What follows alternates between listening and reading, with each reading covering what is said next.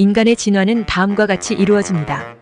오스트랄로피테쿠스 약 200만 년 전에 출현한 최초의 인류로 직립보행을 하며 간단한 도구를 사용했습니다.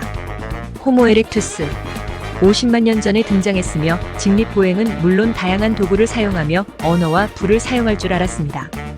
호모 사피엔스 20만 년 전에 등장했으며 장례를 치르고 시체를 매장하는 등 종교적인 의식을 치르기도 했습니다. 인간의 진화는 오랜 시간에 걸쳐 이루어진 복잡한 과정으로 여러 단계와 다양한 종류의 조상을 거쳐 현재의 호모 세이피언즈까지 이르게 되었습니다.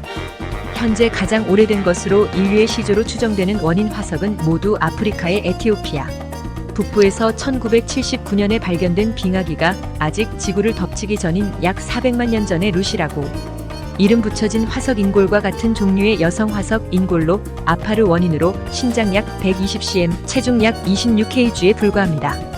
그 후 오스트랄로피테쿠스, 호모 에렉투스, 호모 사피엔스 등의 인류가 등장하였으며 이 중 호모 사피엔스는 현대 인류로 복잡한 언어 사용, 추상적 사고, 예술적 표현 등을 포함한 다양한 능력을 가지고 있습니다.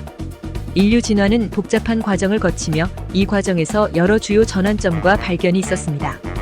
이러한 전환점들은 인간이 오늘날과 같은 형태와 지능을 갖추기까지 어떻게 발전해 왔는지를 이해하는 데 중요한 역할을 합니다.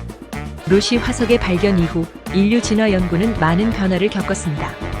루시 화석 이후에도 새로운 화석들이 발견되어 인류의 진화 과정을 더욱 자세히 이해할 수 있게 되었습니다. 예를 들어 아르디라는 화석은 루시보다 100만 년 이상 오래된 것으로 알려져 있으며 인류의 직립보행과 정교한 손의 진화에 대한 연구에 큰 도움을 주었습니다. 과학기술의 발전으로 인해 인류의 진화 과정을 더욱 정확하게 분석할 수 있게 되었습니다. 예를 들어 DNA 분석 기술은 인류의 유전적 특성을 파악하는 데 큰 도움을 주고 있습니다. 인류의 진화 과정에 대한 이론도 지속적으로 발전하고 있습니다.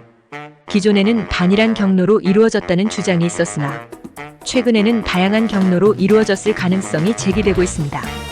이러한 변화를 통해 인류의 진화 과정을 보다 정확하게 이해하고 설명할 수 있게 되었습니다. 직립보행을 하게 된 이유에 대해서는 여러 가지 이론이 있습니다. 그 중에서도 가장 대표적인 것은 도구 사용 이론입니다. 이 이론에 따르면 인류는 도구를 사용하기 위해 손을 자유롭게 사용해야 했기 때문에 직립보행을 하게 되었습니다. 다른 이론으로는 체온 조절 이론이 있습니다.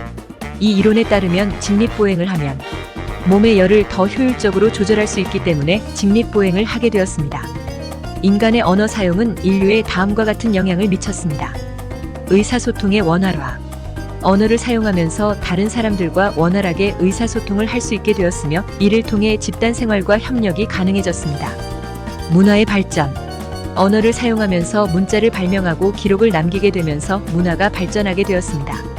사고의 확장.